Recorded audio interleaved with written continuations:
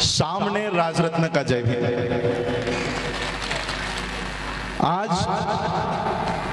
अशोका विजयादशमी के अवसर पर डॉक्टर बाबा साहब अम्बेडकर जी ने 56 साल पहले नागपुर के दीक्षा भूमि में बौद्ध धर्म की दीक्षा ली और दूसरे दिन बाबा साहब अम्बेडकर जी ने अपना ऐतिहासिक भाषण किया। जिस दिन बाबा साहब अम्बेडकर जी ने बौद्ध धर्म की दीक्षा ली उस दिन 14 अक्टूबर ये तिथि थी, तारीख थी। अशोका विजयादशमी के अवसर पर बाबा साहब ने ये बौद्ध धर्म की दीक्षा प्राप्त की। बाबा साहब अम्बेडकर जी से उस समय एक सवाल पूछा गया था। वहां के पत्रकार बाबा साहब अम्बेडकर जी से मिले और बाबा साहब से पूछा कि बाबा साहब, आपने 1935 में घोषणा की कि मैं हिंदू परिवार में जन्म मेरा हुआ, ये मेरे हाथ में नहीं था, ये मेरे बस में नहीं था, लेकिन मैं हिंदू मरूंगा नहीं। ये 1935 में आपने घोषणा की और 1956 में आप बौद्ध धर्म को अपना रहे हो, तो इतना देर, इतनी अवधि अपने बौद्ध धर्म को अपनाने के लिए क्यों लगाई?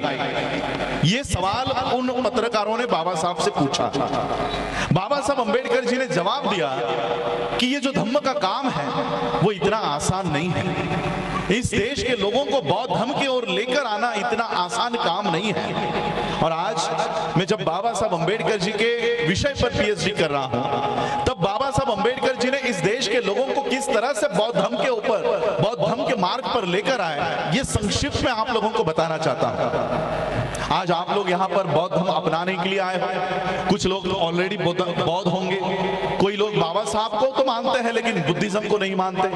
तो बाबा साहब अम्बेडकर जी ने हम लोगों को उनके जीवन का कंक्लूजन, संघर्ष बाबा साहब ने बुद्ध क्यों दिए, जबकि बाबा साहब अम्बेडकर जी को धर्मांतर करने के लिए सिखों का बहुत बड़ा न्योता था। यहां तक कि बाबा साहब अम्बेडकर जी की सोने के पालकी से यात्रा बाबा साहब अम्बेडकर जी ने की भारत के सिखों ने निकाली थी कि बाबा साहब आप हमारा धर्म अपनाइए, हमारा धर्म अपनाइए। बाबा साहब को क्रिश्चियन धर्म मिशनरी ने बाबा साहब को आह्वान किया कि बाबा साहब आप क्रिश्चियन धर्म में आइए। बाबा साहब को इस्लाम धर्म के लोगों ने कहा कि बाबा साहब आप इस्लाम धर्म स्वीकारिए, लेकिन फिर भी बाबा साहब अम्बेडकर जी ने सिख धर्म को, इस्लाम धर्म को, क्रिश्चियन धर्म को नहीं अपनाया। जो सोना देने को तैयार था, जो जमीन देने को तैयार था, जो पैसे देने के लिए तैयार थे, फिर भी बाबा साहब ने इन धर्मों को नहीं अपनाया। और बाबा साहब ने बौद्ध धर्म ही क्यों अपनाया? ये 15 अक्टूबर 1956 को बाबा साहब ने उसका जवाब दिया। ये जवाब देने से पहले बाबा साहब अम्बेडकर जी हम लोगों को किस तरह से बौद्ध धर्म की ओर लेकर आए, ये थोड़ा आप लोगों को बताना चाहता हूं। मैं आयोजकों से पूछना चाहूंगा कि मेरे पास समय कितना है, कितना समय? 20 मिनट, टोटल 20 मिनट्स है। मैं 20 मिनट में अपनी बात पूरी करने की कोशिश करता हूं। जब बाबा साहब अम्बेडकर जी भारत में अपनी उच्च शिक्षा पूरी करके आए, बाबा साहब अम्बेडकर जी ने भारत की पूरी परिस्थिति को देखा और उस समय कई सारे चेंजेस, कई सारे घटनाएं भारत में घट रही थी। भारत को आजादी की मूवमेंट इस देश में शुरू हो रही थी और कई सारे चेंजेस, कानूनी चेंजेस इस देश में हो रहे थे। बाबा साहब अम्बेडकर जी ने 1923 में देखा कि बोले कमीशन ने जितने भी पानी के तालाब है, पानी के कुएं हैं, वो सभी के लिए खुले किए हैं। कोई भी उन कुओं से पानी पी सकता है, उन तालाब से पानी पी सकता है। बाबा साहब ने देखा ये कानून बनने के बावजूद भी हमारे लोग वो पानी पीने से डर रहे हैं, वो पानी को हाथ लगाने से डर रहे हैं। और फिर बाबा साहब अम्बेडकर जी ने 1923, 24, 25, 26 और मार्च महीने तक, 27 के मार्च महीने तक बाबा साहब अम्बेडकर जी ने लोगों में जाकर उन लोगों में जागृति तैयार की। और 20 मार्च 1927 को बाबा साहब अम्बेडकर जी सबको इकट्ठा करके, कम से कम 50,000 लोगों को इकट्ठा करके बाबा साहब महाड़ के चौदार तालाब पर लेकर गए। और जैसे ही बाबा साहब ने वो अपने हाथ में हथेली में पानी उठाया, बाकी के सारे लोगों ने बाबा साहब का अनुकरण किया और वो पानी बाबा साहब के पीछे पीछे उन्होंने उठाया और वो पानी पीने का काम किया। हम लोगों को ये बताया जाता है कि बाबा साहब अम्बेडकर जी ने पानी पीने का आंदोलन किया, लेकिन वही बाबा साहब अम्बेडकर अपने किताबों में लिखते हैं कि मैंने कोई पानी पीने का आंदोलन नहीं किया, हमारा संघर्ष पानी पीने का नहीं था। तो बाबा साहब का संघर्ष किस लिए था? बाबा साहब ने जो घोषणा महाड़ के चौदार तालाब से की, बाबा साहब ने कहा कि जागृति का अग्नि हमेशा जलाए रखना, इसे बुझने नहीं देना। बाबा साहब ने एक जागृति निर्माण की। क्या जागृति निर्माण की? कि अगर एक कुत्ता उस तालाब से पानी पी सकता है, अगर कोई जानवर उस तालाब से पानी पी सकता है, तो हम इंसान हैं, हम इंसानों को भी वो अधिकार मिलना चाहिए। बाबा साहब अम्बेडकर जी ने पानी पीने का आंदोलन नहीं किया, मरे हुए समाज को जिंदा करने का काम बाबा साहब अम्बेडकर जी ने महाड़ के तालाब से किया। बाबा साहब अम्बेडकर जी ने हम लोगों के दिलों में जागृति निर्माण की। जागृति निर्माण करने के बाद, क्योंकि उस समय हम हिंदू थे, तो हमारे लोगों का दूसरा आंदोलन शुरू हुआ कि अब हमें पानी पीने का अधिकार मिल गया है, हमें तालाब पर जाने का अधिकार मिल गया है, अब हमें मंदिर में जाने का भी अधिकार मिलना चाहिए। बाबा साहब ने कहा ठीक है, तुम्हें मंदिरों में जाना है। 2 मार्च 1930 को बाबा साहब अम्बेडकर जी ने फिर से हजारों लोगों को इकट्ठा किया और महाराष्ट्र के नासिक जिले में कालाराम मंदिर के एंट्री का बाबा साहब अम्बेडकर जी ने मूवमेंट खड़ा किया।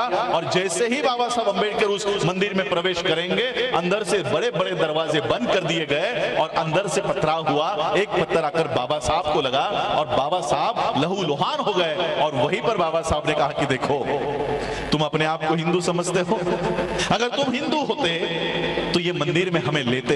बाबा साहब अम्बेडकर जी ने धीरे धीरे लोगों के दिलों में ये सवाल पैदा कर दिया कि अगर हम भी हिंदू है, वो भी हिंदू है, तो फिर वो हमें मंदिर में क्यों नहीं लेते, हमें मंदिर में क्यों नहीं लेते। 1930 का भी आंदोलन पूरा हुआ।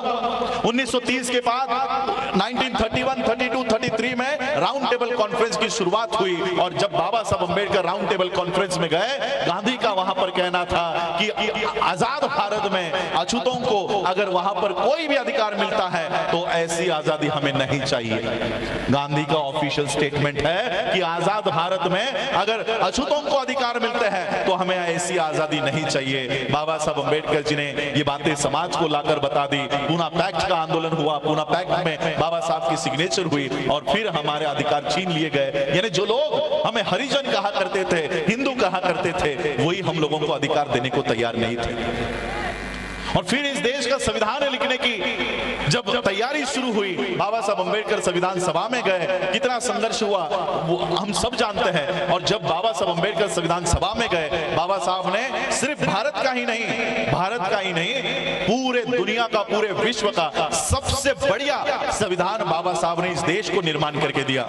और मैं इसलिए नहीं कह रहा हूं कि मैं बाबा साहब का वंशज हूं या बाबा साहब के परिवार से हूं, ये बात वर्ल्ड के लोग एक्सेप्ट करते हैं। इससे पहले यूनाइटेड स्टेट्स के जो प्रेसिडेंट हुआ करते थे, उन्होंने बाबा साहब अम्बेडकर जी के संविधान के बारे में कहा कि बाबा साहब अम्बेडकर अगर हमारे देश में पैदा होते तो हम सूरज का नाम बदलकर उसे अम्बेडकर कर देते। इतनी बाबा साहब अम्बेडकर जी की आज संविधान को लेकर पूरी दुनिया बाबा साहब की तारीफ करती है। लेकिन वही बाबा साहब अम्बेडकर इस देश को संविधान देते हुए कहते हैं कि ये संविधान कितना ही बढ़िया क्यों ना हो, कितना ही अच्छा क्यों ना हो, इसको चलाने वाले लोग अगर गलत है तो संविधान किसी काम का नहीं।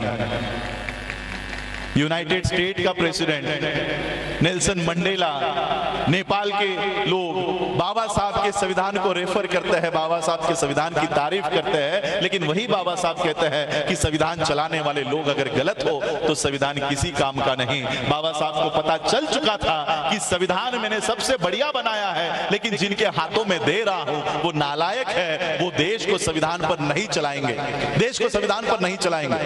बाबा साहब अम्बेडकर जी को पूछा गया, बाबा साहब अम्बेडकर जी के ऊपर आरोप लगाया जाता है कि बाबा साहब अम्बेडकर जी ने भारत का संविधान फ्रेंच रिवॉल्यूशन से, फ्रांस से उठाया है, वहां से कॉपी किया है। बाबा साहब को यह सवाल पूछा गया, बाबा साहब ने कहा मैंने भारत का संविधान किसी फ्रेंच रिवॉल्यूशन से नहीं उठाया, मैंने भारत का संविधान बुद्ध के अनुसार तैयार किया है, बुद्ध के संदेश पर, बुद्ध के धम्म के अनुसार तैयार किया है। इसका प्रीएम्बल कभी पढ़ लो। इक्वलिटी, समानता किसी धर्म में नहीं है, सिर्फ बुद्ध के धम्म में समानता है। भाईचारा कोई धर्म नहीं सिखाता, भाईचारा केवल बुद्ध का धम्म सिखाता है। और इसलिए ये जो प्रीएम्बल है, ये पूरा प्रीएम्बल संविधान किस आधार पर है, वो प्रीएम्बल बुद्ध के आधार पर है। बाबा साहब को पता चल चुका था ये लोग संविधान इस देश में नहीं चलाएंगे और तब मेरे देश के लोग कहां जाएंगे। मेरे लोग कहां जाएंगे, मुझे फॉलो करने वाले लोग कहां जाएंगे। बाबा साहब अंबेडकर जी से सवाल किया गया कि बाबा साहब इस देश के लोकतंत्र का क्या होगा। आप लोगों ने बाबा साहब का बीबीसी का इंटरव्यू शायद पढ़ा होगा, देखा होगा। ब्लैक एंड व्हाइट में वो इंटरव्यूअर बाबा साहब से सवाल करता है कि बाबा साहब इस देश के लोकतंत्र का क्या होगा। बाबा साहब कहते हैं ज्यादा देर तक नहीं चलेगा, इस देश का लोकतंत्र ज्यादा देर नहीं चलेगा। फिर वो इंटरव्यूअर मुलाकात लेने वाला बाबा साहब से पूछता है कि बाबा साहब ऐसे हालात में आपके लोगों का क्या होगा, आपके लोग कहां जाएंगे। बाबा साहब ने कहा कि हमें पर्यायी व्यवस्था खड़ी करनी होगी, अल्टरनेट व्यवस्था खड़ी करनी होगी। और बाबा साहब ने केवल अल्टरनेट व्यवस्था खड़ी करनी होगी इतनी बात नहीं रखी, बाबा साहब ने वो अल्टरनेट व्यवस्था खड़ी की और फिर बाबा साहब अंबेडकर जी का महापरिनिर्वाण हुआ। वो अल्टरनेट व्यवस्था क्या है, बाबा साहब को पता था एक दिन इस देश में ऐसा आएगा जब इस देश का संविधान हमारे लिए इस्तेमाल में लाना बंद किया जाएगा, इस देश के संविधान में लिखा हुआ रिजर्वेशन खत्म किया जाएगा, एजुकेशन खत्म किया जाएगा, तब मेरे देश के लोग, मेरे अनुयायी कहां जाएंगे। और इसलिए बाबा साहब अंबेडकर जी की स्वास्थ्य भी ठीक नहीं था। 1956 में बाबा साहब ने बौद्ध धर्म की दीक्षा लेने का निर्णय ले लिया। बाबा साहब के कार्यकर्ताओं ने बाबा साहब से कहा कि बाबा साहब अगले साल इलेक्शंस है, अगर आप आज बौद्ध धर्म की दीक्षा लेते हो तो 1957 में आपको हिंदुओं के वोट नहीं मिलेंगे। आप आपका दीक्षा का कार्यक्रम एक साल रोकिए, उसके बाद बौद्ध धर्म की दीक्षा लीजिए। बाबा साहब ने कहा तुम लोगों में से कोई भी अगर मेरे साथ नहीं आया, मुझे किसी की जरूरत नहीं है, मैं अकेला जाकर बुद्ध की शरण में जाऊंगा, मैं अकेला जाऊंगा। और फिर बाबा साहब अंबेडकर जी ने अशोका विजयादशमी 14 अक्टूबर 1956 को बौद्ध धर्म की दीक्षा ली। उस दीक्षा के पीछे एक संदेश है कि इस देश का संविधान अगर आपके मदद के लिए, आपके सहायता के लिए इस्तेमाल में नहीं लाया जाता तो ये बुद्ध आपकी रक्षा करेगा, ये बुद्ध आपके पीछे खड़ा हो जाएगा, डटकर खड़ा होगा। हम आज भी बाबा साहब के आदेश और संदेश को हम जान नहीं पाए। आज भी जैसे हमारे भंडारी साहब ने कहा, हमारे बुद्धिस्ट सोसाइटी ऑफ इंडिया के दिल्ली स्टेट प्रेसिडेंट है, हमारे लोगों की चिंता क्या है, बौद्ध धर्म अपना लिया तो हमारा रिजर्वेशन चला जाएगा, हमें रिजर्वेशन नहीं मिलेगा। इस डर से हमारे लोग बुद्धिज्म की ओर नहीं जा रहे। आज मैं श्रामणेर बना हूं, मैं इसलिए बना हूं क्योंकि आज से 1 महीना मैं वर्ल्ड टूर पर हूं। कल मैं ऑस्ट्रेलिया जाऊंगा, ऑस्ट्रेलिया से वहां के बौद्ध जितने भी ऑर्गेनाइजेशंस हैं वहां पर मेरी सारी सभाएं लगी हुए, कॉन्फ्रेंसेस लगे हुए, और उसके बाद 18 तारीख को मैं वर्ल्ड फेलोशिप ऑफ बुद्धिस्ट के मंच पर जाऊंगा जहां पर 128 देशों के बुद्धिस्ट रिप्रेजेंटेटिव्स आते हैं। और वहां पर जाकर भारत के बौद्धों की असली परिस्थिति क्या है वो वहां के बौद्ध देशों को बताऊंगा, और वो बौद्ध देशों का समर्थन भारत के बौद्धों के पीछे खड़ा करने का काम करूंगा।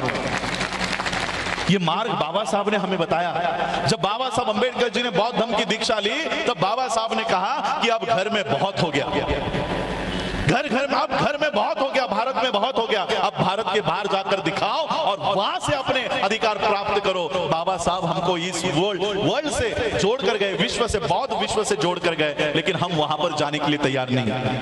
हम लोग चमार, वाल्मीकि, जाटव, इस तरह से जातियों में लगे पड़े हैं। मुझे बताओ, आपके यहाँ का दिल्ली का चमार, आपके यहाँ का उत्तर प्रदेश का चमार क्या महाराष्ट्र में पाया जाता है? नहीं, वहां पर चांभार बोलते हैं, और वो भी पूरी तरह से हिंदुइज्म है। कम से कम यहाँ के चमार अम्बेडकराइट्स तो है। क्या यहाँ का दिल्ली का वाल्मीकि महाराष्ट्र में, पंजाब में तो मिल जाएंगे, क्या वो आंध्र में मिलेंगे, क्या वो तमिलनाडु में मिलेंगे? नहीं। महार हो, चमार हो, वाल्मीकि हो, जाटव हो, इस टाइटल को लेकर अगर आप चलोगे, आप आपके स्टेट के बाहर भी जाने नहीं जाओगे, आपके स्टेट के बाहर भी। लेकिन बुद्धिस्ट आइडेंटिटी लेकर चलोगे, पूरा विश्व आपका स्वागत करने तैयार होगा कि मेरे भारत के बुद्ध के धरती से मेरे लोग आए हैं। मैं पहली बार 2018 में वर्ल्ड फेलोशिप ऑफ बुद्धिस्ट की कॉन्फ्रेंस में गया। जब वहां पर बीच की लंच की छुट्टी हुई तो श्रीलंका के एक मॉन्क, एक बुद्धिस्ट मेरे पास आए, एक बौद्ध भिक्खु मेरे पास आए और मुझे कहते हैं, this time India is very lucky, you got a Buddhist prime minister. इस बार भारत को एक बौद्ध प्रधानमंत्री मिला है। मैंने उनको पूछा, आपको किसने कहा कि हमारा प्रधानमंत्री बौद्ध है? वो कहते हैं, वो हमारे देश में आते हैं तो बुद्धा की मूर्तियां लेकर आते हैं, बुद्ध विहार में जाते हैं, क्या वो बौद्ध नहीं है? आज विश्व में इस देश के प्रधानमंत्री की आइडेंटिटी, इस देश के प्रधानमंत्री की पहचान बुद्धिस्ट है। जहां से बाबा साहब अंबेडकर जी ने बौद्ध धर्म की दीक्षा आज के दिन ली, वहां पर हमको पैर रखने की अनुमति नहीं है, लेकिन वहां से नरेंद्र मोदी स्पीच करेगा, वहां से नितिन गडकरी स्पीच कर रहा है, वहां से देवेंद्र फडणवीस महाराष्ट्र का पेशवा ब्राह्मण वहां से स्पीच करेगा और वर्ल्ड को क्या बताएगा कि हम ही अंबेडकराइट बुद्धिस्ट हैं, हम ही बुद्धिस्ट हैं। इस तरह का घुसपैठ आज इस धम्म में चल रहा है, इस तरह की घुसपैठ चल रही है। क्यों? क्योंकि जिनका वो धम्म है वो उस धम्म की ओर देख नहीं रहे हैं, और इन लोग, ये जो लोग हैं, इनका झूठा वो हमारे हाथ में दे रहे हैं और हमारी सोने की थाली वो चुरा कर लेकर जा रहे हैं। हम उनके झूठे 33 करोड़ देवी देवताओं के चक्कर में पड़े हुए हैं और वो हमारा सोने का बुद्ध उठाकर घूम रहे हैं। मैंने एक दिल्ली इंटरनेशनल एयरपोर्ट पे मैंने एक लाइव किया था, वहां पर मुझे एक बड़ी सी किताब का चित्र देखने को मिला और उस किताब का नाम था a monk who became chief minister, a monk who become chief minister, और इसी वेश में योगी आदित्यनाथ का फोटो वहां पर लगा हुआ था। यानी ये विदेशों में क्या प्रचार करते हैं कि उत्तर प्रदेश का चीफ मिनिस्टर ये बौद्ध भिक्षु है, इस देश का प्रधानमंत्री एक बौद्ध प्रधानमंत्री है।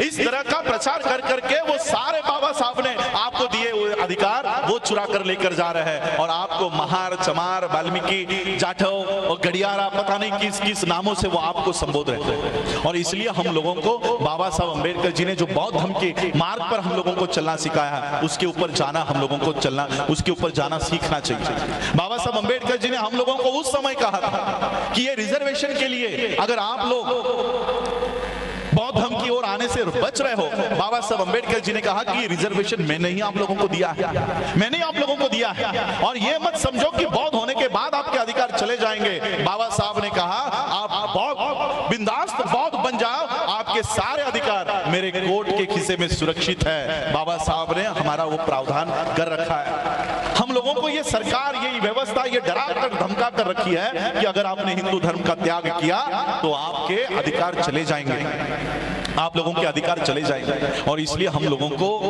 ये डरा धमका कर हिंदू धर्म में आप लोगों को फंसा कर रख रहे हैं। इसलिए हम लोगों को खुले तौर से बौद्ध धर्म की दीक्षा आज के दिन देखिए, आज हम लोग सब इकट्ठा हुए हैं, अशोका विजयादशमी को मना रहे हैं। हम लोगों को बाबा साहब अंबेडकर जी, हम सभी लोग बाबा साहब अंबेडकर जी के अनुयायी हैं। जो काम हमारे महापुरुषों ने किया उसका अनुकरण हमें करना चाहिए। सिर्फ बाबा साहब अंबेडकर जी को आकर माथा टेकने से, हाथ जोड़ने से, फूल चढ़ाने से, कैंडल जलाने से बाबा साहब के ऋण कभी नहीं फिटने वाले हैं। इसलिए हम लोगों को बाबा साहब ने जो काम किया है, जो दिशा बताई है, उसका अनुकरण हम लोगों को करना चाहिए। मैं इसलिए आज आप लोगों के समक्ष आया हूं क्योंकि मैंने भंडारी जी से कहा था कि मुझे बंबई से ऑस्ट्रेलिया जाना है, मैं दिल्ली नहीं आ पाऊंगा, लेकिन फिर भी मैं आज आप लोगों के यहाँ आया कि राजेंद्र पाल गौतम जी के माध्यम से पूरे देश भर में, सिर्फ दिल्ली में ही नहीं, आज भी एट ए टाइम कितने कई सारे राज्यों में जय भीम मिशन हो, बुद्धिस्ट सोसाइटी ऑफ इंडिया हो, हम लोग काम कर रहे हैं और एक बहुत बड़ा मैसेज वर्ल्ड को देने वाले हैं, पूरे विश्व को देने वाले हैं। यहाँ पर कम से कम हम लोग 5 करोड़ के संख्या में लोगों को बौद्ध दीक्षा का कार्यक्रम हम लोग आयोजित कर रहे हैं। हमारे पास आज साधन नहीं है, हमारी इस जानकारी को कोई टीवी चैनल वाला नहीं दिखाएगा, कोई न्यूज़पेपर वाला नहीं छापेगा, इसलिए हमें भी उनके टीवी चैनल पर और न्यूज़पेपर का इस्तेमाल हम भी नहीं करना चाहते। जिस तरह से तथागत बुद्ध ने काम किया,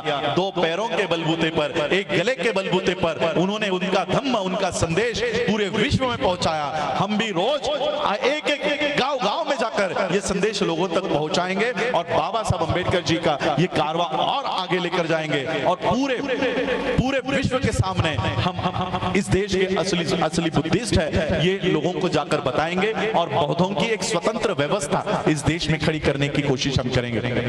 देखिए ये जो पीछे इमारत खड़ी है ये भी बाबा साहब ने उस समय बनाई है 1946 में। हमारे सर यहाँ पर बैठे हुए हैं, कुमार सेन बौद्ध जी यहाँ पर बैठे हुए, वो इस व्यवस्था को को पूरा देखते हैं, उस समय बाबा साहब ने ये नींव रखी है। और इसलिए आज हम लोगों को बुद्धिस्ट नींव रखनी होगी। हमारे खुद के एजुकेशन सिस्टम, हमारी खुद की बैंकिंग सिस्टम, हमारी खुद के हेल्थ सिस्टम, इसके ऊपर हमको काम करना है। हम बौद्धों के लिए आज मैं श्रामणेर इसलिए बना हूं क्योंकि श्रामणेर अवस्था में ही मैं वर्ल्ड के बुद्धिस्टों को जाकर बताऊंगा कि भारत में बौद्धिज्म को अगर रिवाइव करना है, सर्वाइव करना है, तो हमें ये सारी व्यवस्था भारत में खड़ी करनी होगी। आज जो लोग बौद्ध में घुस पड़े हैं, नरेंद्र मोदी हो, योगी हो, जो बुद्धिज्म के नाम पर सारा फंड वो ब्राह्मणी व्यवस्था को डाइवर्ट करते हैं, उन लोगों को खुला करने का काम, उन लोगों का षड्यंत्र खुला करने का काम मैं वर्ल्ड के माध्यम से वहां पर कर रहा हूं। और भारत के असली बौद्धों का वहां पर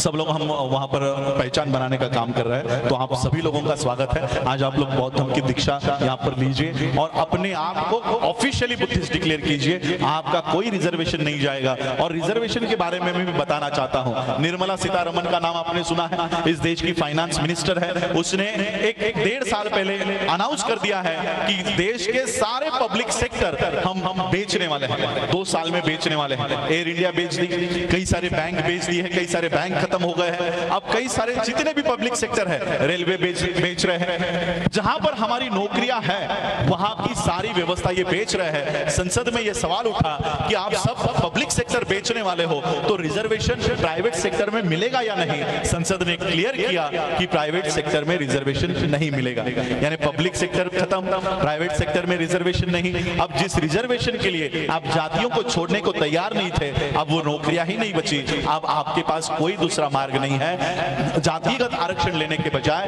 बौद्ध धर्म के माध्यम से अल्पसंख्यकों के लिए जो आरक्षण है वहां पर आप लोग आइए और गर्व से अपने आप को बुद्धिस्ट कहकर वो अधिकार आपके प्राप्त कीजिए। इतना बड़ा अधिकार बाबा साहब हमको देकर गए, उस मार्ग पर हम लोगों को चलना चाहिए। और इसलिए बाबा साहब ने हमें 128 देशों से जोड़ रखा है। एक दिन इस देश में ऐसा आएगा कि राजस्थान हो, हरियाणा हो, उत्तर प्रदेश हो, दिल्ली हो, हमारे किसी भी मनीषा के ऊपर, हमारे किसी भी बच्चे के ऊपर अगर अन्याय हो, अत्याचार हो, तो इस देश का प्रधानमंत्री नहीं, इस किसी स्टेट का मुख्यमंत्री नहीं, किसी स्टेट का, किसी डिस्ट्रिक्ट का कलेक्टर नहीं, इस देश, इस विश्व के सारे बौद्ध देश हमारे लिए आवाज उठाएंगे। ऐसी नौबत इस देश में हम लोग लाकर हम वो चित्र यहाँ पर खड़ा करेंगे। आप सभी लोगों का आज इस धम्म दीक्षा के समारोह में आप सभी लोगों का स्वागत है। बाबा साहब ने उस दीक्षा समारोह में, दीक्षा होने के बाद बाबा साहब ने एक बात कही थी। बाबा साहब ने कहा, आज बाबा साहब ने मराठी में कहा था कि आज माझी नरकातून सुटका झाली, यानी आज मैं नरक से बाहर आया, ऐसे मुझे लग रहा है। बाबा साहब ने जब बौद्ध धर्म की दीक्षा ली तो बाबा साहब ने ये उद्गार निकाले कि आज मैं नरक को छोड़कर बाहर आ रहा हूं। हिंदू धर्म या ब्राह्मण धर्म ये नरक के समान है। नरक की कॉन्सेप्ट बुद्धिज्म में नहीं होती, स्वर्ग की कॉन्सेप्ट नहीं होती, लेकिन अगर नरक कहीं होता, कैसे होता, तो वो ब्राह्मण धर्म के समान होता। तो इस तरह से बाबा साहब ने विधान किया। मैं भी आप लोगों को, जो ब्राह्मण धर्म में आप लोग पड़े हो, उस नरक से बाहर आकर ये बौद्ध धर्म में आप लोग शामिल हो जाओ, इसलिए आह्वान करता हूं। आप सभी लोगों ने मुझे आमंत्रित किया, उसके लिए आप सभी लोगों का आभार।